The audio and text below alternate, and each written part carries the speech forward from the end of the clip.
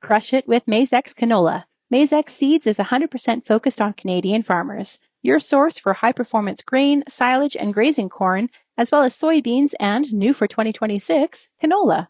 Visit Maizex.com to find your local Maizex representative. It's time for RealAg Radio on Rural Radio Channel 147 on Sirius XM.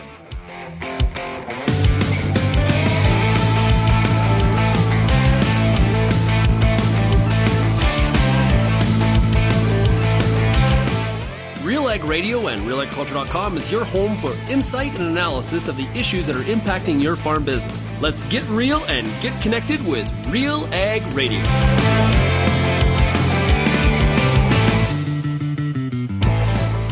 Welcome to RealAg Radio here on Rural Radio 147 to Sirius XM. Shaun Haney, your host here on this Tuesday edition of the show.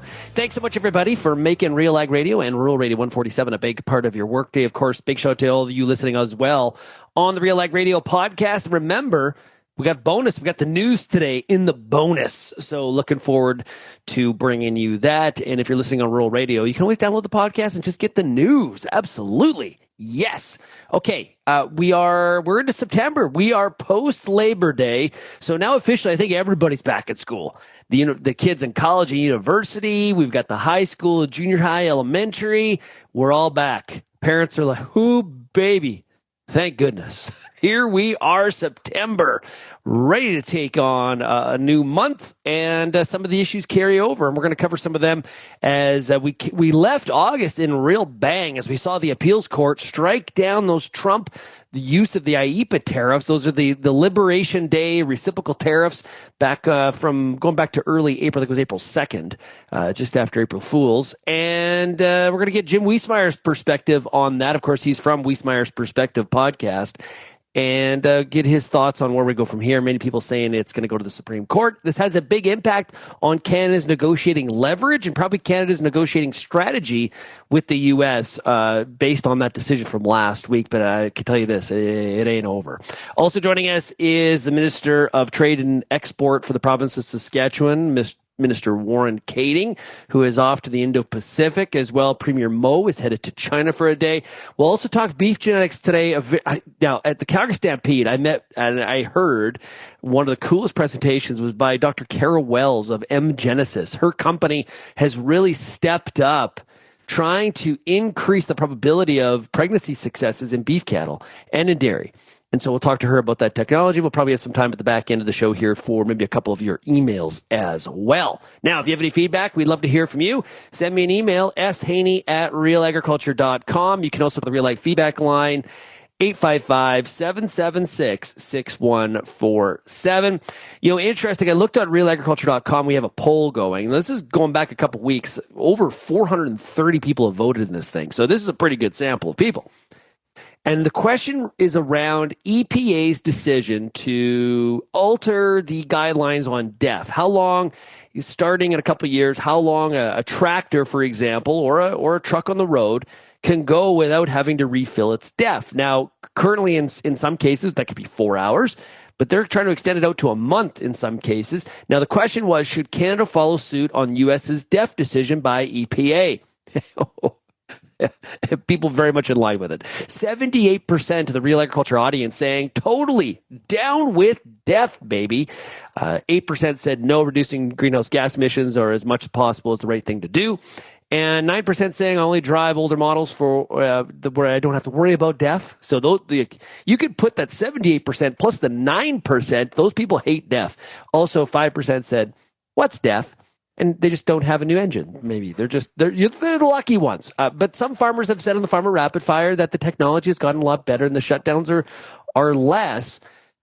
But I've also heard somebody, one farmer said to me, you look at all the fuel that is burned by service people having to go out to the field to fix an error code as it applies to things like DEF. Is it really a net win? It's a good question. Always lots of interesting perspectives out there on this file. So that's how people voted. 78% saying totally down with DEF. We'll be back on Real Ag Radio because coming up next is Jim Wiesemeyer of Wiesemeyer's Perspectives.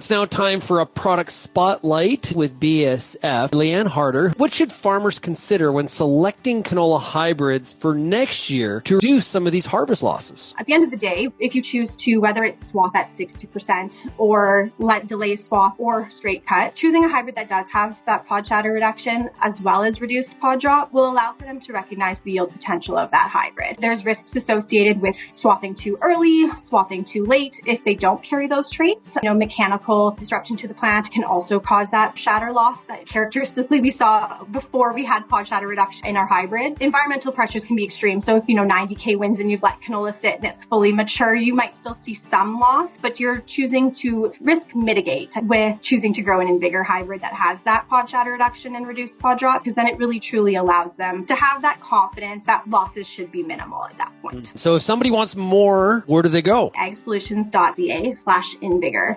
Maizex Seeds is 100% focused on Canadian farmers because Canadian agriculture deserves a national seed company rooted right here at home. Known for high-performance grain, silage, and grazing corn, Maizex is now bringing soybeans. And, new for 2026, Maizex canola to farmers in Western Canada. Maizex is committed to helping you get more from every acre, field by field. Crush it with Maizex by visiting maizex.com today to connect with your local Maizex Seeds representative. What would be a Tuesday without some tariff talk? And we had some big news at the end of last week into the weekend, and that is appeals court has rejected the use of the IEEPA tariffs by the Trump administration. But I guess the story and the saga is not over. Where we go next and what does it mean? Joining us is DC policy analyst and also from Wiesemeyer's Perspective podcast, it is Jim Wiesemeyer. Jim, how are we doing? Pretty good. And as you said, we always have tariff news. And that was a big one, at least for now, on August 30th, when that U.S. Court of Appeals, it was in the federal circuit. They issued the 7-4 decision against Trump's use of most tariffs. But here was one key. They allowed the collections, the tariff revenue, to continue until October 14th. Now, the White House has already said it will appeal this case all the way up to the Supreme Court, and that raises all sorts of additional questions. When will they hear it? I was told they could hear the case probably at the earliest, early 2026. So you'll see the extension of these tariffs for quite some time. Okay, so the administration can continue to use these tariffs until it's heard by the Supreme Court, or will there be a gap where they can't be? I don't think there'll be a gap where they can't be. The administration, in its filing eventually with the Supreme Court, they'll ask for an extension and will very likely get it. And this whole case now revolves around whether or not I'm going to focus on the Supreme Court because the Court of Appeals it was a 7-4, and that tells you there was some dissent, obviously, within that. But the Supreme Court, conservative tilted now, usually doesn't like to go against the executive branch regarding foreign policy and so-called emergencies, national security. So that's what the White House is counting on. The others, the ones who oppose this, say that these tariffs were unlawful because it doesn't, the language doesn't give the president the authority to invoke tariffs of this nature without Congress's approval. So, of course, when we say IEEPA, just to back up a second, this is the 1977 International Emergency Economic Powers Act. This is powers granted by Congress to the president to act in national interest.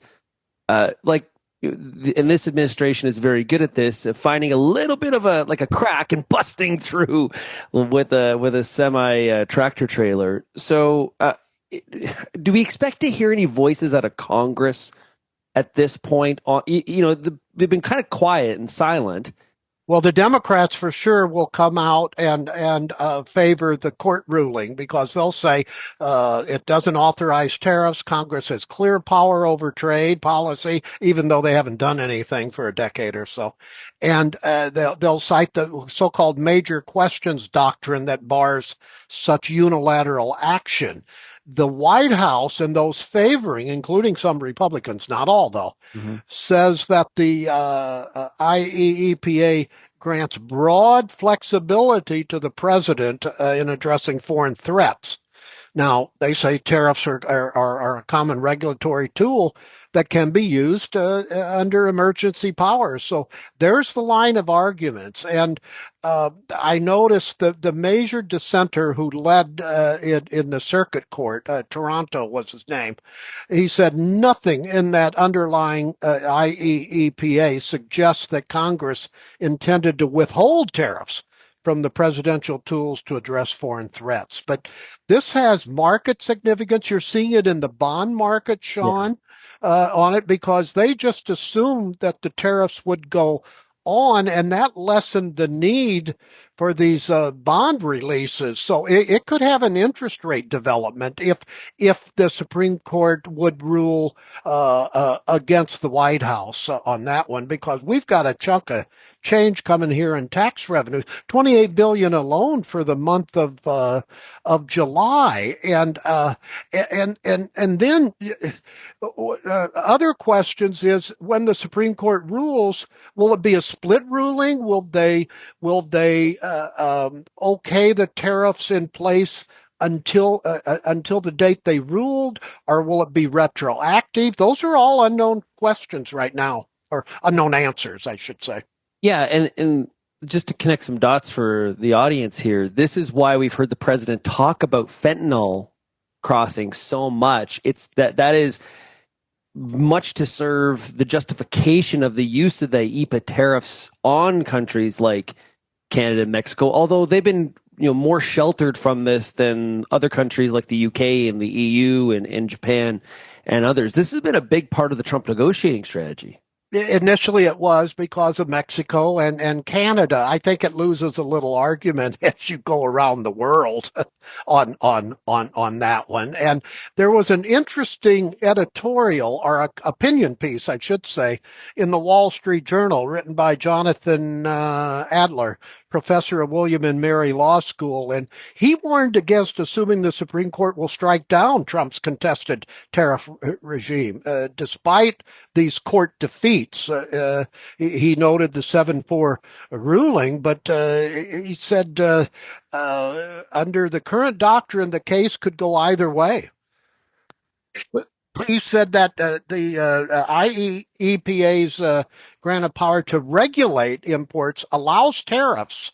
So he also cited Justice Brett Kavanaugh's recent concurrence, where he emphasized that the major questions canon that I mentioned before had not been applied by the court in national security or foreign policy context.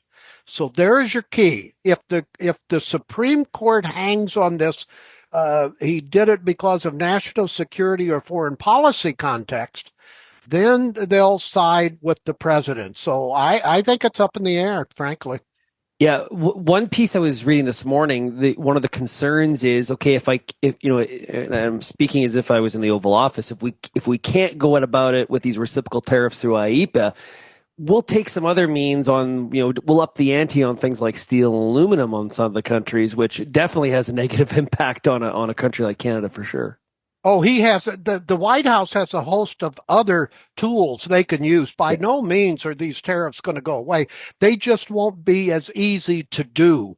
But they have some things in their trade policy toolbox. I mention that all the time in my speeches. It's just not as accelerated in that vanguard. And there's an ag component of this as well, because the as this as this tariff revenue comes in, I mean, it's going to be billions of dollars, hundreds of billions of dollars if they remain.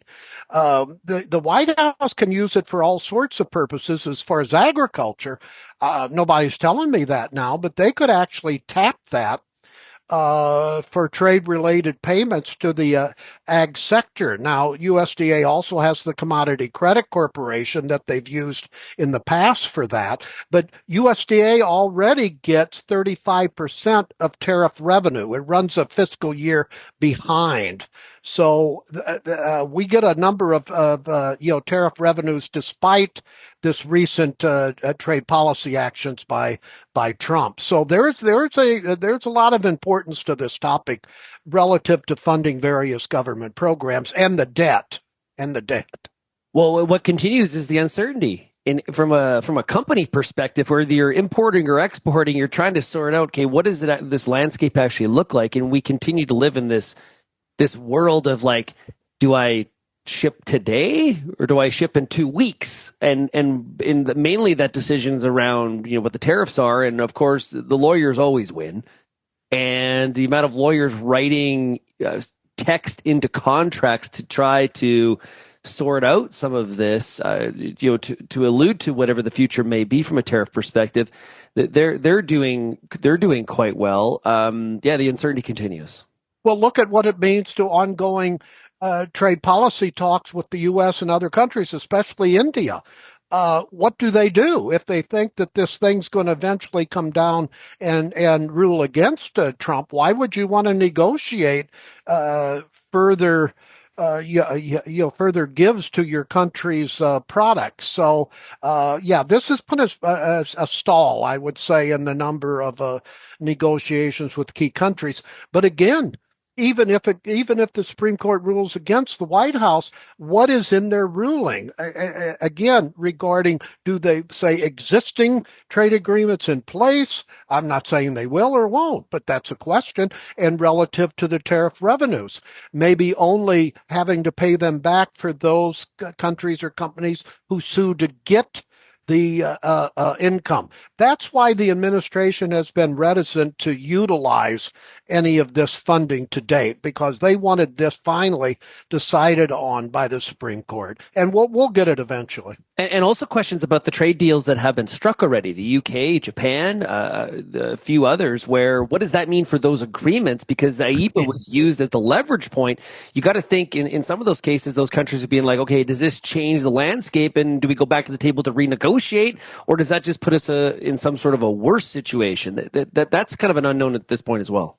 All fair questions. It could be with all the stuff that we've talked about and written about since April 2nd, the Trade Liberation Day in the United States faces Trump. You could just say never mind.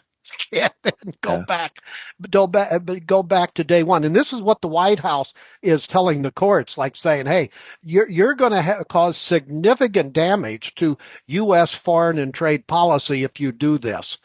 There is the argument right there. Yeah.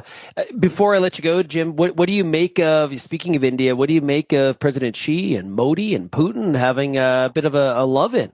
A big news, I think, is the changing world, and I think the power structure. Frankly, I never I'm a student of history. I was a history major actually in college, and when you see meetings like this, frequently, again, I'm not predicting, I'm just observing perspectives.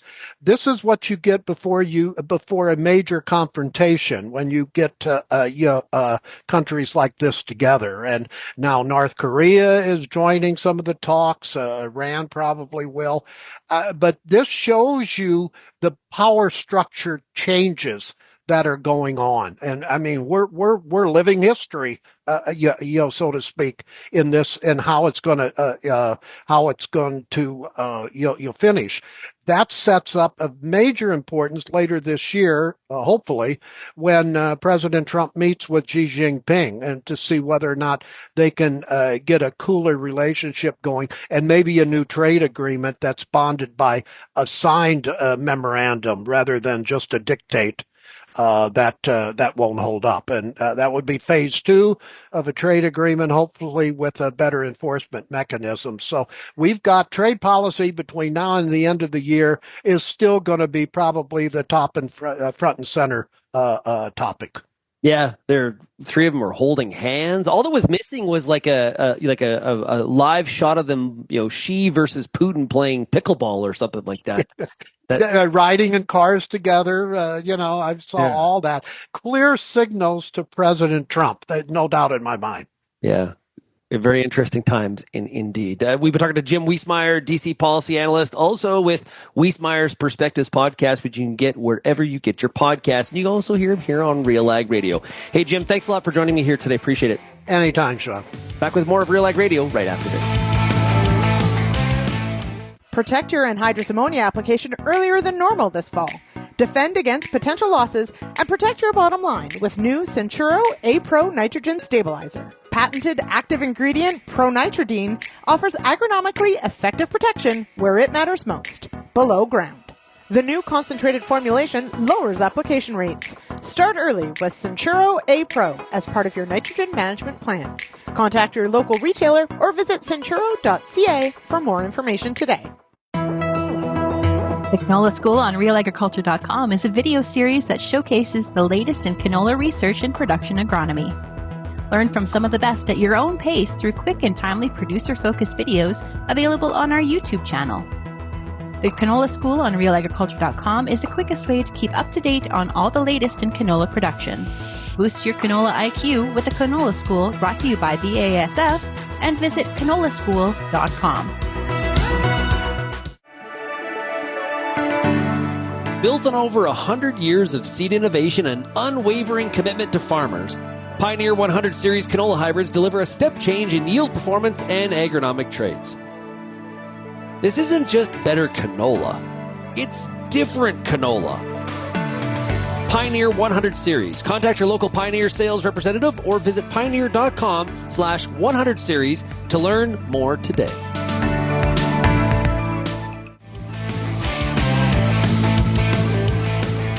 With deep roots in agriculture, MMP helps farm businesses make confident financial decisions from planning to growth. Their advisors are here to support your success. You learn more by going to mmp.ca. Well, midweek last week, I had the chance to talk to Saskatchewan's Minister of Trade and Export, Minister Warren Kaeding, based out of Churchbridge, Saskatchewan. And him and I chatted about a trip upcoming, not only for Premier Mo to China, but also Minister Kaeding is headed to parts of the Indo-Pacific as well. Here's that conversation. There's a lot happening on the trade front. That's probably an understatement for most of us that are listening here in the Real Agriculture audience. We've obviously there's issues between Canada and the U.S., Canada and China, Canada and Europe, Canada trying to diversify its trade portfolio. There's a lot of stuff happening. Here to talk about some of those more Saskatchewan-oriented issues, it is the Minister of Trade and Export Development and the Minister responsible for innovation in the province of Saskatchewan, and also the MLA, I should say, for Melville Saltcoats as well. It is Minister Warren Kaeding. How are we doing today, Minister Kaeding? Very good, Shaun. Okay, so hey, listen, like being the Minister of Trade and Export Development, it's like, yeah, that sounds great. Boy, you are a busy boy these days. Well, I still tell everyone I have an awesome job because I get to talk about the positive things that are going on in the province to people around the world. So I get up every morning still loving my job. That's good. Well, Saskatchewan, obviously, well, and you know what? To be honest with you, all three prairie provinces. Yeah. If we talk to the ministers of trade of any of the three prairie provinces, they would, trade is very high on the list, and we have challenges. Let's talk about China, and obviously, canola growers very impacted by what is happening with these Chinese tariffs on canola meal, oil, and now seed. What's your government's response to it? Well, we're definitely very disappointed because we recognize that canola is the biggest cash paying crop in egg production right now in Saskatchewan and likely across the prairies. And we know the effect that anytime you lose or you're having significant issues with a major trading partner, it's going to affect price. And I don't think our producers are able to absorb any more hits when it comes to return on their investment in agriculture right now. I guess when you talk to people in the federal government and they say, okay, what needs to happen here from Saskatchewan's perspective, what do you tell them? Well, especially when it comes to China, we've been told that it has to be a federal government to a national government discussion. We can certainly bring everybody to the table and certainly express our concerns, identify what the risks are and what the issues are to our producers here in the province, but still recognizing that it has to be a federal decision and a federal discussion that has to be made. And I would say the same with the United States as well, is that it is still a federal government to government discussion. We can identify, the costs and the risks to our sectors, but we're unfortunately not able to make a lot of decisions that's going to support our producers when it comes to the trade file. Well, what Saskatchewan has no, doesn't limit itself in the fact that you do your own trade missions. You do have trade offices in different parts of the world. If these are, national to national or federal government to federal government kind of discussions, what do you've got some countries you'll be visiting on your agenda. What's the point of those visits then if it's not to do the negotiation itself? Well, what you're doing is you're identifying the opportunities that you've got in your province. So you're building that relationship, especially with governments that need to have confidence in the government that they're maybe turning their businesses to or encouraging their businesses to engage with. They need to have the comfort and the confidence that they are sending their sectors, their businesses to a friendly country. And that's what we're doing, is we're out there building relationships, building that trust, and building that support so that they in confidence can send folks to start doing those trade deals with us. And we in turn would be the same way. Now, you've got a trade mission here very shortly. Where are you headed? So I'm headed to South Korea and then to Japan. And we're meeting with all sectors in both countries, certainly talking about agriculture and agricultural products, but also critical minerals. We're talking about potash. We're talking about investment opportunities back in Saskatchewan for any of their businesses that maybe want to invest in our value chain in Saskatchewan. We also know that Premier Mo is headed to China next week, I believe. Correct. He's leaving the same time that I am when I go to South Korea and Japan, and then he'll be joining me at the end of the Japanese segment of my trip. Yeah. As far as you know, Minister Kaeding, what is Premier Mo trying to accomplish in China on his visit? That is, he just announced it. Like, this is coming together very, very quickly. So what is he looking to move the needle on? Well, he's certainly engaging with the respective ministries in China. So certainly in the agriculture space, in the mineral space, we certainly have trade issues when it comes to canola, peas, pork. We also, they're important customers of ours in the potash industry, the crude oil space. So we just, again, want to make sure that we're in front of the respective ministries that understand what the concerns are, as well to try and understand as well, what their issues are, and then ultimately to be able to facilitate the opportunity for our federal government to meet with their national government to iron out these issues. Mr. Kaeding, you in your past career were a farmer. That's actually, you and I were both seed growers. We're both recovering seed growers, if we want to put it that way. You know firsthand some of the impacts of some of these trade issues. But what are you hearing from farmers within the province about some of this stuff, like the canola tariffs, for example? I would say they're extremely frustrated. They've told us in no uncertain terms that they really don't want subsidies or support. They just want to be able to trade in a free and open market. Now, whether we actually have that opportunity anymore, I'm not sure.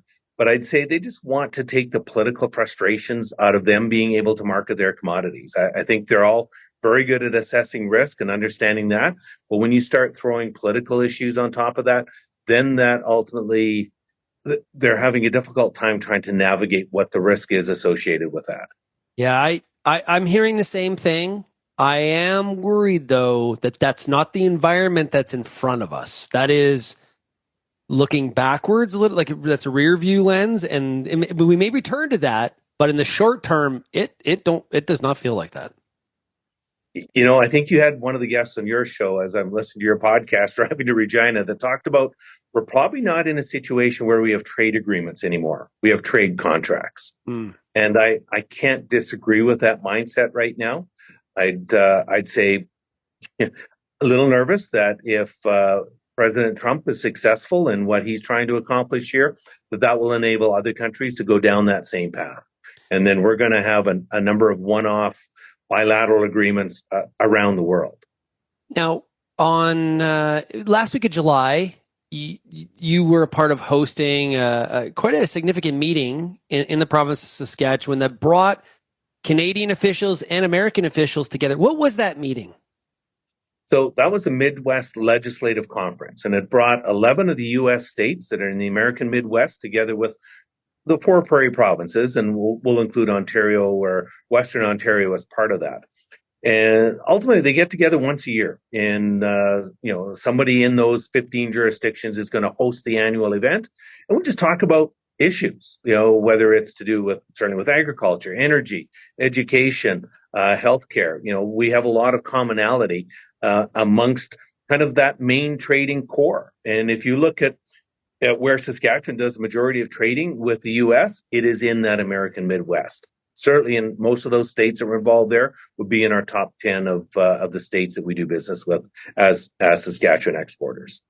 Yeah, and what was the message? And actually, former Prime Minister Stephen Harper spoke at that meeting, and he laid down some pretty significant quotes that were mentioned in the media list after the fact. But obviously, trade deemed to be important, but there are some issues that both countries would like to sort out. And I'm assuming the message kind of was, listen, Canada is not China, and let's focus on where the real problems are. Or am I putting words in people's mouth? No, I think you've got that encapsulated very well, Shaun, is that ultimately, we're a very integrated marketplace between the U.S. and Canada. I mean, we're both each other's major trading partners. And we have a lot of commonalities. We have a lot of synergies. We have a lot of products that we each would be far better off securing from each other than to go outside of that North American dynamic. And as someone said, this is probably like a family gathering where you can't agree if you're cheering for the Edmonton Oilers or the Calgary Flames. And so you've just, found a common ground that we need to kind of go to. Maybe avoid the conversation for now because there's not much that either one of us are going to be able to control in that. But ultimately, just to find that path forward, recognizing that all terms come to pass, that there will be trade beyond this. We've gone through this before, unfortunately. We've managed to come through on the other side. Yes, there is a bit of hurt that we're going to experience on both sides of the border, but we certainly need to find that path forward that we can build in each other's synergies and ultimately become kind of that North American powerhouse that I think everyone in that room, whether they're Democrats, Republicans, or NDPers or conservatives, certainly recognize that we have that ability to move forward that way. Or we can be polite and say, we can agree to disagree on Flames and Oilers, but we know you should be cheering for the Flames. Let's be honest here. You and I are in that same wavelength. Absolutely, Shaun. However, that may not be shared by everyone. Okay, well, we'll give them a pass on their lack of good judgment here. Yeah. Minister Kaeding, thanks so much for joining us here today. Really appreciate it. Good. No, thanks for your interest, Shaun. That was Minister of Trade and Export in Saskatchewan, Minister Warren Kaeding. I think for a lot of Canadian farmers, specifically in the West, that are impacted by these tariffs on canola oil, meal, as well as seed, they want to see these kind of trips, that happen, and it's hey, we're on the ground, we're talking to people. Is there going to be immediate solution to this? No. And I don't think we got that promise at all from Minister Kaeding whatsoever, but it's what people sometimes want to see. They want to feel it. They want to know that the people they elected are doing things. And I think if there's one sort of criticism that farmers have of Prime Minister Carney, it's that he's not talking about this issue enough. There has been a little bit, but they also want to see not only heightened amount of talk to show that he's aware of the impact of these tariffs on farmers, but also they want to see some action. And sometimes that face-to-face is really that photo op is really what people want to see. Hey, we're trying to do stuff. This is... Honestly, this is where President Trump, he loves the face-to-face. The photo op is just as much or even more important than the actual discussion that happens. I think people want to see that a little bit out of Mark Carney in this case. But at the same time, others in the audience are going to say, hey, I really don't care if you're pretending to do stuff. I want to actually see the outcome change, there to be actual impact in whatever means that is possible. And I don't need a photo op to feel better about the politician. So I know the audience is going to be a little bit split on this issue. Okay, let's take a break. When we come back, we're talking about beef genetics with Dr. Cara Wells of EmGenisys right after this. Ever hear that good things come to those who wait? Well, we think it's more like great rewards come to those who book their InVigor hybrid canola early. Through the InVigor Book and Buy Grower Program, you could earn a $30 per bag rebate when you book all your InVigor needs by November 14th. Speak with your local retailer about eligible hybrids. Terms and conditions apply. Book early. Come out ahead. The Pulse School on RealAgriculture.com has everything you need to get your crop off to a great start and a strong finish. Whether you're growing chickpeas, fava beans, lentils, or peas, you'll get all the latest and best agronomic information at PulseSchool.com. A library of top-notch agronomy videos from industry experts available on demand at your fingertips. Visit the Pulse School, brought to you by BASF on RealAgriculture.com.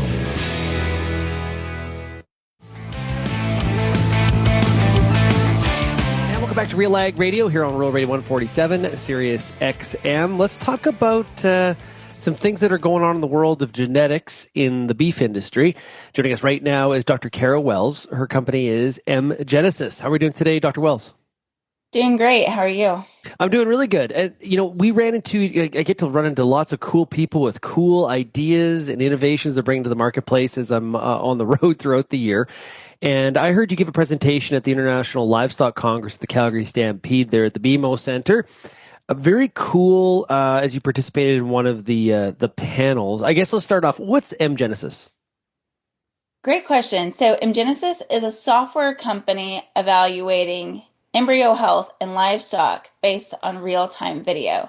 So a little background for that. My background is as a reproductive physiologist. I've spent my career working in IVF and embryo transfer laboratories, and I realized that IVF offers a lot of potential to accelerate genetic progress, but the state of reality is that it's very expensive and pregnancy outcomes are low. A contributing factor to this problem is that the way that we evaluate embryos hasn't changed in over 50 years. It's just based on a human looking at them under a microscope. And as a result, we unintentionally transfer dead embryos into recipient animals every day. So EmGenisys is harnessing the power of computer vision and artificial intelligence to analyze real-time videos of these embryos, analyze them frame by frame, and with that, we can see their hidden signs of life and pick which embryos are strong, healthy, and have a high likelihood of making a pregnancy. And maybe it's a really dumb question, but I will ask it on behalf of all of us in the audience that aren't in this space on a daily basis. How do we know that by vision of the computer?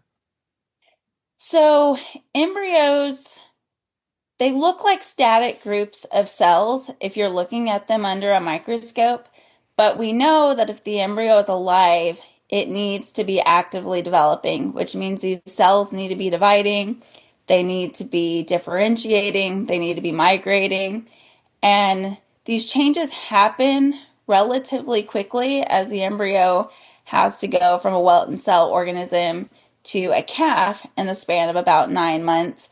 but it's not something that the human eye and brain can perceive in real time. So when we take a short video of these embryos, we can use different graphic image processing techniques to quantify the activity captured in the video frame by frame, and then pair that with machine learning to look at the activity patterns embedded in that video data of those that are known to correlate with healthy embryos that survive to term and those that never make pregnancies. So basically analyzing what the human eye and brain cannot see. So fascinating. So as with the advent of this technology and the software that you're providing, what's the change in the success rate here? What's the delta between how we were doing it before to where we are today? So my research and the literature shows that about 20% of all transferred embryos are actually dead or dying at time of transfer. So just by identifying that 20% and eliminating those, pregnancy outcomes improve by about 20%. But our assessment, it's not binary. It's not binary. We don't say the embryo is good or bad. We give it a score of 0 to 100. And there is a scenario here where we can select just the highest grade embryos and get a 80% pregnancy outcome consistently every single time if we have a high threshold for only selecting the best and discarding anything below that. So it's really how the user wants to use this objective data to manage their breeding program. But I think at a minimum, we can improve rates by about 20%. That's a real return for the livestock owner. Thank you. Yes, that's the goal. We're really trying to help the producer. Yeah. Now, and you're doing this in both beef and dairy? Yes, we haven't really seen huge differences in any breed of cattle. So yeah, it works great for beef and dairy. Interesting, as you know, you go to different livestock meetings and you hear where we are going in this whole genetic space to not only, achieve different outcomes from a genetic standpoint, but our ability to deliver on that is, the process of getting to that outcome. And this is exactly where you fit. Do you feel that, when we're 5 years from now and we look back to where we are today, this technology just gets better, doesn't it? Absolutely. I mean, data is power. So the ability to collect more and more videos of these embryos gives us more data to train the models. So it just gets better. And right now we're actually working on training machine learning models to predict embryo sex. So that's another feature we can look at. And then as this gets used more and more, potentially we can use machine learning to assess genetic traits or chromosomal abnormalities or likelihood of abortion or miscarriage. And so, yeah, I think we've only reached the tip of the iceberg of what is possible with technology such as this. And then, of course, collaborating with other ag technologies that we can really get a compounding and layering effect. Case, where do you see some of those collaborations? Like, can you just, even if you just make up an example, like what are some of the bolt-ons or some of the synergies that you see in the ag tech space? I know that there's some work done looking at the recipient female. So our technology, it's only evaluating the embryo. And if we put a great embryo into a recipient animal that's compromised, we're still not going to get a pregnancy. So we need healthy recipients and healthy embryos. So I think a great natural complement would be technology such as Doppler ultrasound or hormone assays to make sure that the female animals that we're putting these embryos into have a good chance of carrying that embryo to term as well. We were not too long ago, were we not making a lot of these decisions based on just the visual aspect of the animal and also maybe some past history of some of the births, like just we had a very small sample size of that, of course. Like, no wonder we had so much hit and miss, so to speak. Totally. And I mean, that's really how it's been done today, is there's not a lot of like objective data going into these breeding management decisions. And it's really been based on the experience of the veterinarian or the embryologist or whatever technician is doing this work. And so, I mean, it's not a bad thing that got the industry where it is today. I just think there's a lot of opportunity to still move that needle. Yeah. I'm curious as to, in your ideal outcome, or your like, what does this look like? Where could this potentially take us? This kind of technology and some of the work that you've been in your research, but not only product development. I would really like to get to a point where using IVF to impregnate animals is going to get you a live calf on nearly every single breeding attempt. And when we do that, I believe it drives down the cost. So when I talk to beef and dairy producers, for the ones that aren't using IVF or embryo transfer, if I ask them why, they say it's too expensive or that pregnancy rates are too low.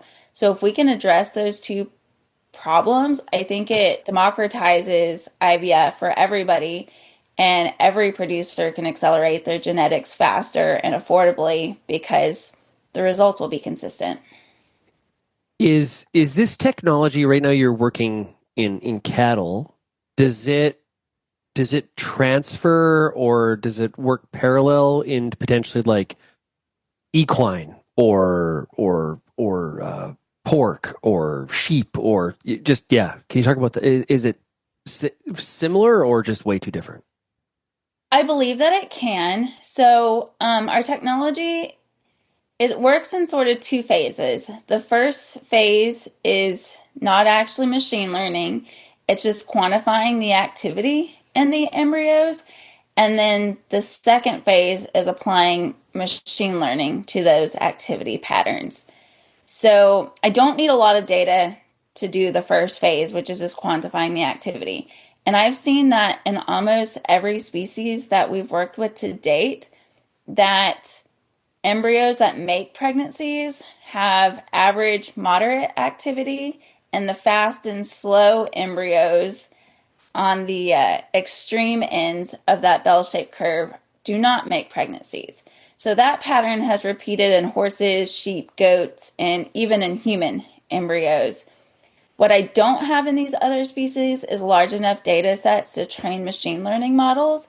And so we're actively looking for new partners who work with equine or small ruminant embryo transfer to help get us these data so we can apply machine learning to that. So while we might not necessarily have proven it, I do think it's very translational, and that with enough time and data, we can create models for multiple species. Yeah, with all of the work that's being done right now and something like beef on dairy, this technology is like extremely well timed. And I see you nodding. Is my perception is correct? Yeah, I'm really excited about the beef and dairy potential. I mean, high genomics will always be a potential, but our technology really only works if people are willing to use the data to discard embryos. And in the high genomic scenario, if that potential calf is worth tens of thousands of dollars, even if it has a low chance of making a pregnancy, I think a lot of people will go ahead and transfer it. But the opposite business model is with the beef on dairy. These beef embryos are produced very cost effectively, and the goal is to get those dairy cows pregnant, right? And so people aren't going to take a chance on a beef embryo that has a low chance of pregnancy for this beef and dairy purpose. So I actually think the bigger opportunity for this technology to really make an impact is in that model exactly, because people's willingness to discard embryos for improved pregnancy outcomes is much higher and more eager to do so. Very cool. We've been talking to Dr. Cara Wells. Her company is EmGenisys. If somebody wants, this is very cool. How do people find out more if they want to get a hold of you if they're in this space? Yeah, we're pretty active on social media, Facebook, LinkedIn, YouTube. And then, of course, we have a website. There's a contact form that goes directly to my email, or you can email me directly at cara@emgenisys.com.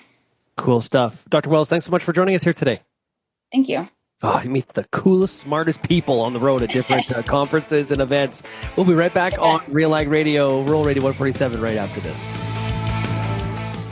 Kochia sucks. Big time. And hate it. Really gets in the way. Awful. But not anymore. Get a head start on tough-to-kill weeds like Kochia this fall with Volterra EZ and Fierce EZ soil-active herbicide. Apply after harvest before freeze-up for up to 8 weeks of extended control in pulses, soybeans, and wheat next spring. Volterra EZ, Fierce EZ for Kochia. Visit newfarm.ca/Kochia. It's summertime, and you've got a lot of important decisions to make when it comes to your corn crop. Let the Corn School on RealAgriculture.com help guide you through those big decisions with input from leading experts in the field. If it's spray timing, disease identification, or any other field issue, the Corn School's got you covered. The Corn School on RealAgriculture.com, brought to you by BASF and Pride Seeds.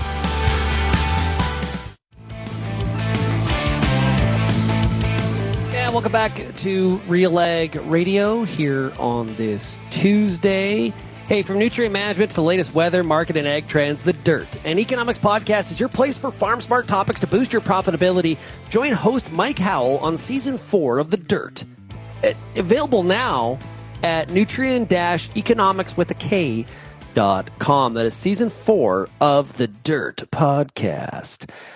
You know, I am fascinated by all of the trade chess pieces that are currently at work, right? So we talked to Jim Wiesemeyer earlier today about those IEEPA tariffs and the appeals court ruling against the president. It doesn't mean that that is all over. I think, you know, I saw some Canadian media sort of getting way ahead of themselves in terms of some of the headline and really kind of buried the lead in the sense that this just kind of continues. And whether it's the Supreme Court or its other tariff levers, as Jim indicated, this is not over. If you think that all of a sudden tomorrow President Trump can't use tariffs to try to get what he wants and try from a negotiating standpoint or to create revenue, that is not what's going on here whatsoever. Now, is there a battle from what is allowed versus, not allowed and trying to shut off some of those levers? Well, yeah, that is a big part of this, but this is a small piece in this overall storyline for sure. And of course, and at the same time, we've got, we talked to Minister Kaeding earlier. He's off to the Indo-Pacific. Premier Mo is off to other places, including China, which I think as I said earlier, farmers want to see. They want to see. They want to see their politicians on the ground doing stuff, I think. And we can argue about whether you think that's effective or not. I'm just telling you, that's what I'm hearing from the audience. That's the gist that I get. And that's what Saskatchewan is doing. Hey, tomorrow on the show, we're going to talk to Ted Seifert of Zaner Ag Hedge. We're going to get an idea of what's going on in these markets. There's a lot of concern about the weather in parts of the corn Midwest, or corn and bean section of the Midwest, which has concerns about yield. And I don't care if you're farming in Swift Current or you're out in Ontario or you are in the U.S. Corn is the driver of the direction of the market, so we got to follow that one as closely as possible. Looking forward to chatting with Ted. I haven't him on the show for a while, and should be a good time for Real Ag Markets indeed. Now, if you have any feedback on today's show, we'd love to hear from you. I want your thoughts, your perspectives. What did you hear today you agree with, you disagree with? What are your thoughts on where we go forward here with these Trump tariffs related to the IEEPA ruling? I would love to get your feedback. shaney@realagriculture.com. You can also call the Real Ag feedback line, 855-776-6147. Thanks, everybody, for getting real and getting connected with Real Ag Radio. If you're listening to the podcast, stay tuned for the news. Everybody else, we will chat again tomorrow. Cheers, everybody.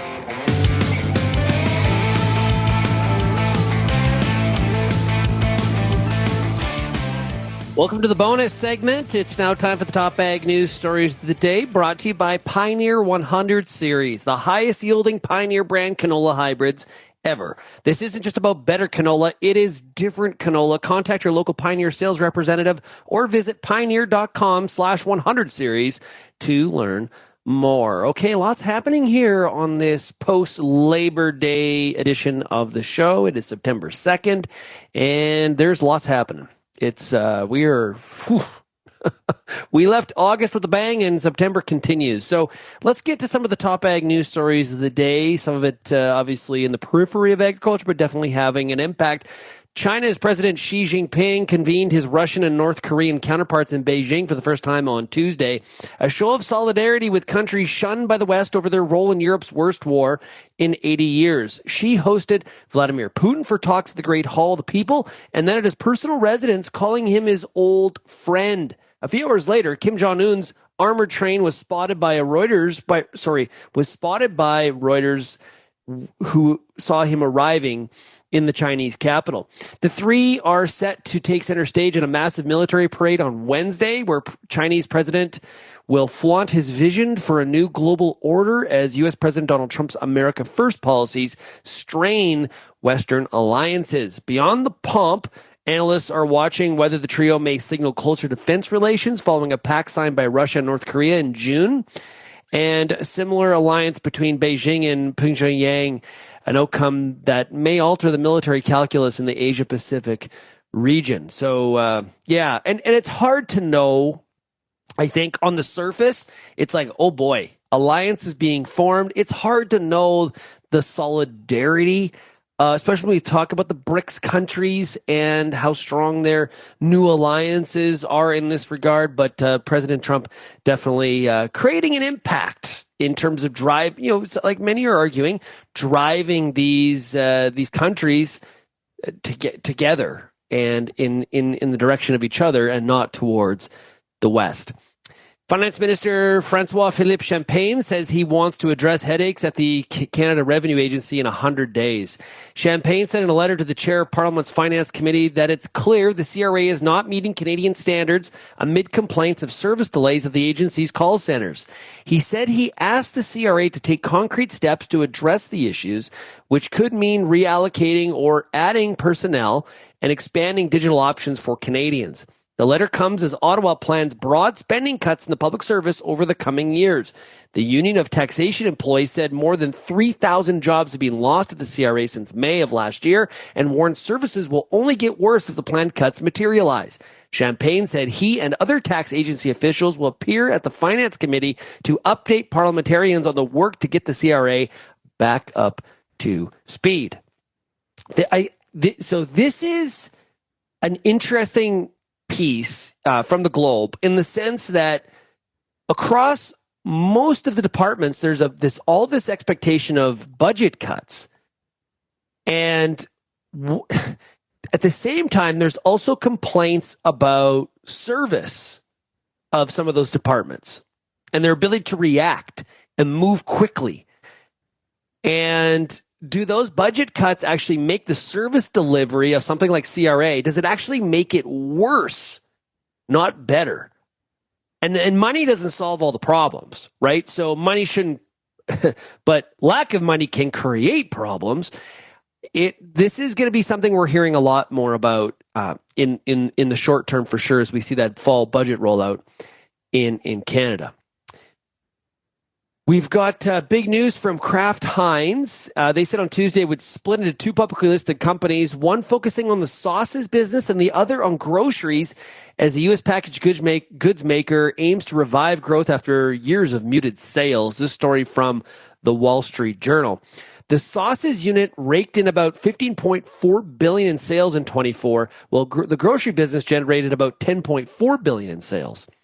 Quote here from the executive chair of the Kraft Heinz board, who said, Kraft Heinz's brands are iconic and beloved, but the complexity of our current structure makes it challenging to allocate capital effectively, prioritize initiatives, and drive scale in most of our promising areas. The company expects the tax-free spinoff to close in the second half of 2026. Kraft Heinz said in May it was looking at opportunities for mergers and acquisitions to shore up shareholder value. It has been struggling like other packaged food companies as consumers shop for healthier, more affordable condiments and snacks. The company's shares were up about 1% in pre-market trading. The stock has lost about 21% of its value over the past 12 months. That fact alone, when you've got a stock that is down 21% in 12 months, there's a lot of pressure on the board by shareholders to do something. Acquire somebody, let's spin something off, let's create some value here because we can't afford the status quo. And so not a surprise that the company's making a move there. In other food news, activist investor Elliott Investment Management has built a roughly $4 billion stake in PepsiCo, and is pushing the beverage and snacks giant to refranchise its bottling business and make other changes to boost its sagging share price.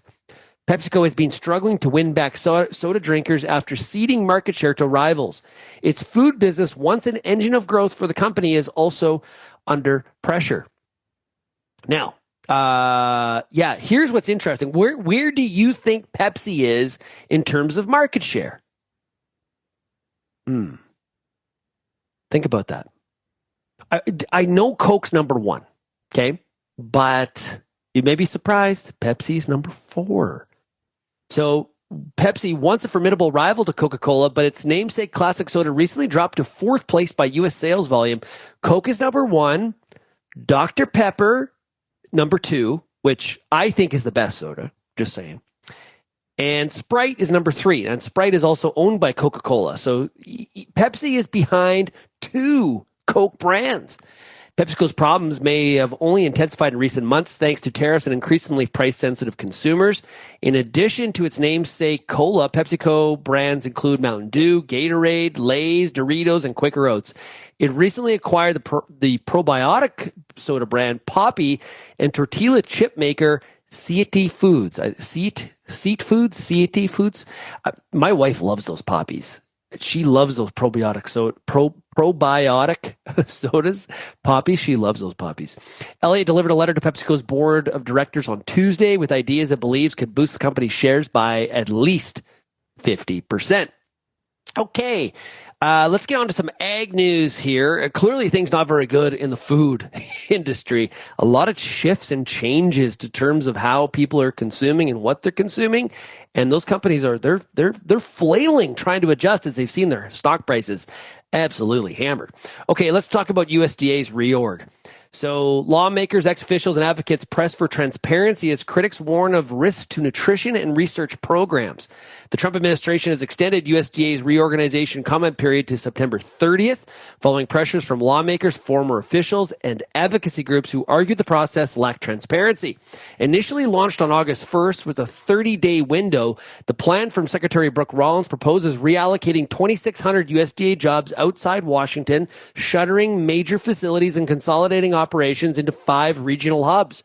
Despite USDA's assurances that regional moves would lower cost of living, critics see the plan as an effort to shrink the agency and are pressing for a formal Federal Register process and longer reviews before any changes move forward.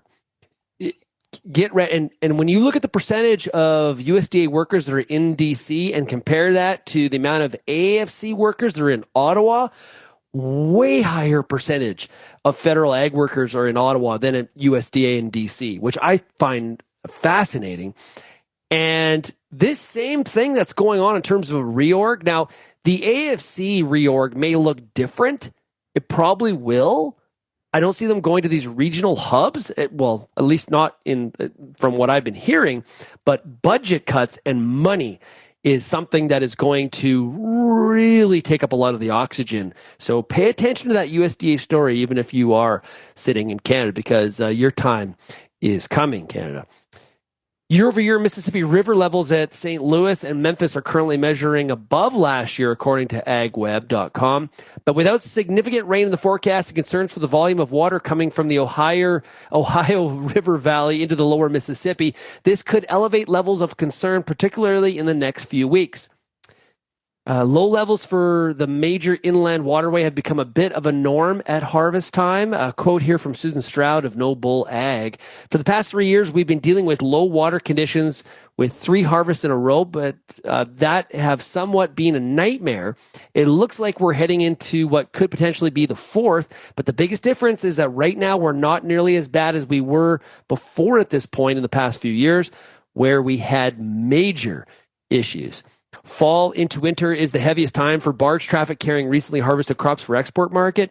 projected high volume crops alongside uncertain trade policies and international markets add to the dynamics instigated by the weather.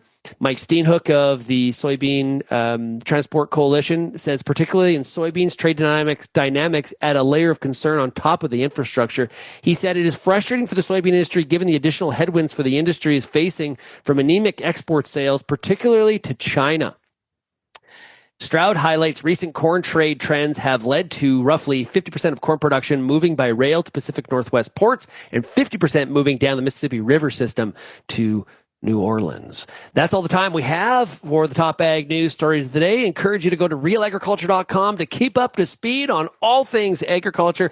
Thanks so much, everybody, for downloading the RealAg Radio Podcast. Of course, remember, tomorrow on the program, we've got Ted Seaford from Zaner Ag Hedge. Lauren Martin is going to be with us from Seeds Canada to talk about CFIA's pro-consultation paper. We talked to CSGA about this last week. Now we'll give Seeds Canada an opportunity. We'll have that and a whole lot more. Thanks for tuning in today, everybody. We'll chat again tomorrow. Cheers.